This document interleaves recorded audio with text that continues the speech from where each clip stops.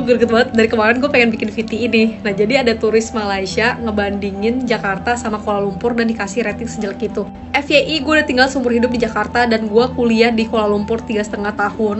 Untuk mbaknya atau siapapun deh turis yang datang ke Jakarta dan pergi ke Warteg dan ke Tamrin City, kalau mau bandingin, jangan sama pusat kota kalian.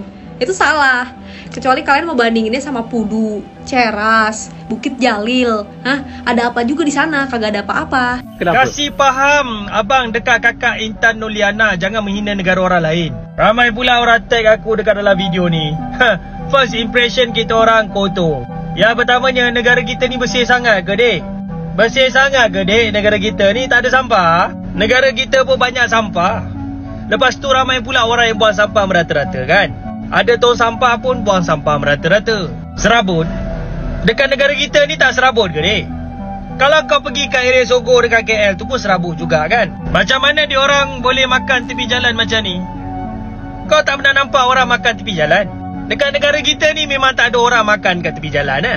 Kita orang makan dekat restoran je, tapi still kotor, cawan berkulat, nasi ada macam ulat tu. Padahal nampak elok je kan dalam gambar ni. Tapi kau makan kan? Kalau kau dah tahu ada ulat, kau pergilah dekat peniaga tu, kau komplain dalam nasi ni ada ulat. Kau ingat orang Indonesia ni kotor sangat ke? Orang Indonesia ni pembersih. Aku pergi Jakarta, aku pergi Bandung, orang sana bersih-bersih. Tak ada maknanya diorang nak makan makanan yang ada ulat, ataupun minum dekat cawan yang ada kulat. Kalau nak buat cerita pun agak-agak lah dek.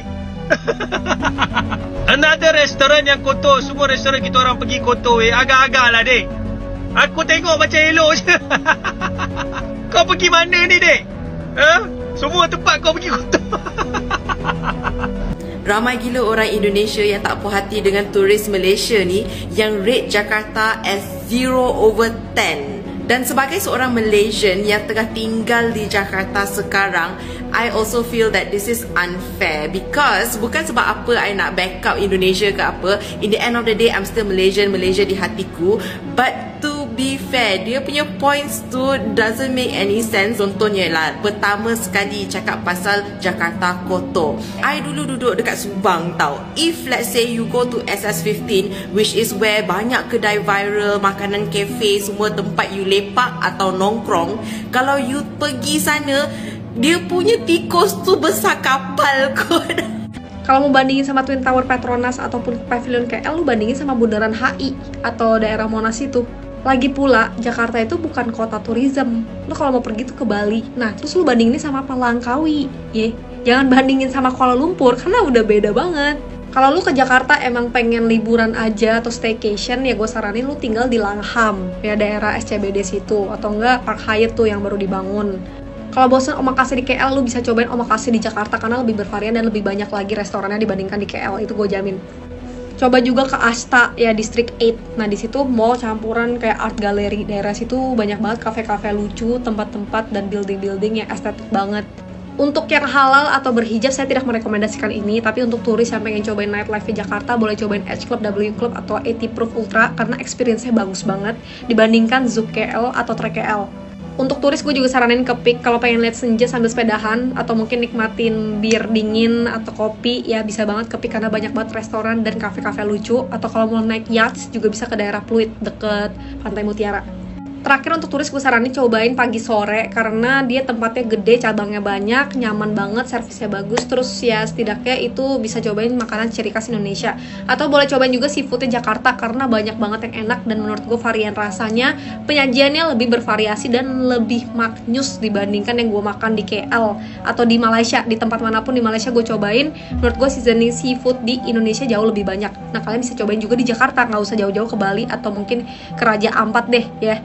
Untuk cobain semua experience itu nggak bisa cuma 10 ringgit kayak beli mixed rice 68 di Pudu atau lok-lok atau roti canai di Mamak. Kalau lo mau nikmatin traditional foodnya, kuliner atau hidden gem Jakarta cukuplah 1.000 ringgit 3 hari. Tapi kalau lo mau nikmatin Langham, Park Hyatt, lo cobain 80 Proof Ultra atau H Club, lo pengen ke Pluit naik yachts, terus lo pengen cobain Peak atau kafe-kafe makanan yang enak di Senopati, ya gue rasa lo harus siapin 3.000 ringgit karena juga gue saranin kemana-mana kalau mau enak di Jakarta naiknya Grab, bukan MRT. Oke. Kalau kayak budgetnya Mbak tadi di Jakarta, ke Kuala Lumpur juga sama aja. Saya juga makan mixed rice, lihat biawak lewat. kayak gitu loh, ngerti gak sih? Janganlah sampai lu bikin konten jadi bikin misu-misu begini antara orang Indonesia sama orang Malaysia. Kita juga senang ke Kuala Lumpur, kita lihat begitu-begituan, ada ular pinggir jalan di situ, Bukit Jalil saya jalan juga, tak ada masalah, gak ada yang protes, oh Malaysia jelek, tak ada ya. Jadi jangan sampai kontenmu itu jadi bikin ricuh. Jadi cobalah pikir lagi, dan lain kali kalau bikin konten harus tahu juga konsekuensi. Jalan jam teruk dari KL, hari kedua kita orang rasa nak balik juga.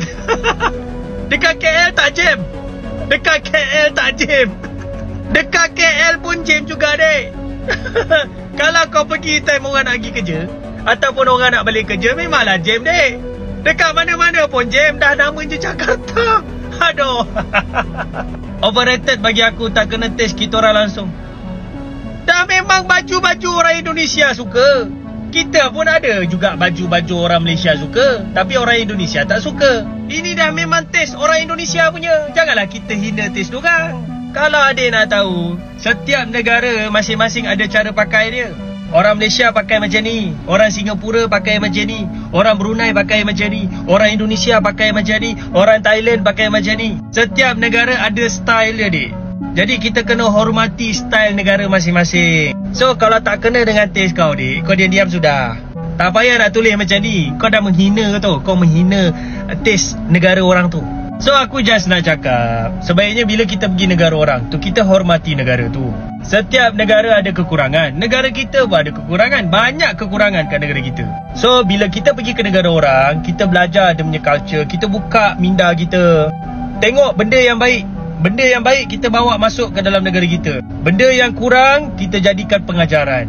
Kita jadikan benda yang tak baik tu sebagai pengajaran supaya kita lebih bersyukur menjadi rakyat negara kita.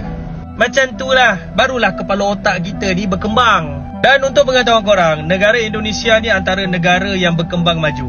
Ekonomi Indonesia memang betul-betul berkembang.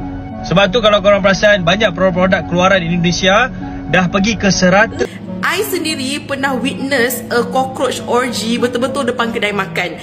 We as orang Subang selalu joke that if you lift the kerak and kedai-kedai dekat SS15 tu, dekat bawah tu is a labyrinth, the main city of tikus dan lipas. And it's the same with other touristy spots macam Jalan Alor dengan Chinatown. Tipulah korang tak pernah nampak tikus dekat sana. Tapi kalau korang pergi kawasan atas dekat Malaysia, kau dapatlah atas. Takkanlah kau jumpa tikus atau cockroach. Sama juga dengan Jakarta. If you pergi dekat kedai atas-atas, dekat Jaksel for example, or even in the CBD, of course, in every area mesti ada rodents. But in terms of cleanliness, it is above and beyond. Sebab apa? Dekat Jakarta, dia banyak sangat sanitary officers. That means that kalau you pergi kat mall pun kan, every single tandas dekat mall tu mesti ada orang jaga. And diorang akan tolong you untuk pergi tandas. Like literally you masuk tandas, you keluar tandas, diorang akan bersihkan before the next person comes in. That is the tahap, okay. And berdasarkan pictures yang dia post, tempat yang dia pergi ni ialah warteg, ataupun kat Malaysia kita panggil gerai. So kalau kau pergi gerai, kau kena faham lah that is not going to be the same. Granted that there are some gerai viral in Jakarta that is sedap. Kau makan bukan sebab ambience dia, sebab kau makan sebab benda tu sedap. Tapi kalau you nak pergi cafe hopping ataupun restaurant hopping yang cantik, where you can lepak atau nongkrong as you say it in Indonesia, here when it comes to the pricing also unbeatable. So kalau you nak bercuti, the important thing is always to research first and know where to go. Lepas tu kalau you tiba-tiba rate people 0 out of 10 in a country where you tahu netizen dia macam memanglah mendapat, girl. Memang kau mendapat. Tu masalah kau sekarang. Turis asal Malaysia Intan Nurliana sempat viral karena memberikan nilai 0 saat kunjungannya ke Jakarta beberapa waktu yang lalu. Ia diserbu warganet Indonesia. Kini Intan mengaku kapok. Intan pun akhirnya meminta maaf. Ia meminta netizen Indonesia agar berhenti melemparkan hujatan akan dirinya sebab sudah meminta maaf atas pernyataannya yang memberikan rating 0 ke Indonesia. Jadi semua netizen Indonesia bersatu dengan bangganya ketika negaranya dijelekan, dan ini balasannya.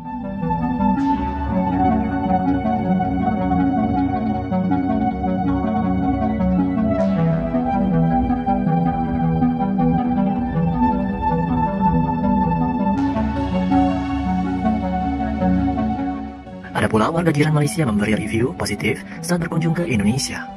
Jadi sekarang ni saya jadi malu tau nak keluar bilik jalan-jalan di Bandung ni. Dia punya tahap malu tu sampai kening saya ni badak tokak melekat dengan kuat. Korang ada seorang orang kita ni, dia datang Indonesia, dia tak ikut resmi hakikat. Kalau datang rumah orang, butakan mata. Kalau keluar rumah orang, pisukan mulutnya amboi dia. Dia cakap Jakarta ni kotor lah, tak cantik lah. Itu imajinasi dia saja. Bilik saya bersih cantik je. Tapi dia cakap luar hotel. Jom kita tengok luar hotel. Ni bilik saya seorang diri. Ni ruang tamu yang ada. Kita nak tengok luar hotel. Luar hotel cantik bersih je. Saya ni berani angkat 4 jari lah menyatakan, dah lebih sepekan saya di Indonesia ni, susah nak jumpa tempat yang ternoda dengan sampah sarap yang tak bersusila. Rakyat mereka ni tinggi tata krama, tempat wisata debuan syurga. Anda kata saya ni berdusta? Lalu kenapa saya habiskan wang ringgit bercuti di Indonesia hingga Ramadan sepurnama lamanya?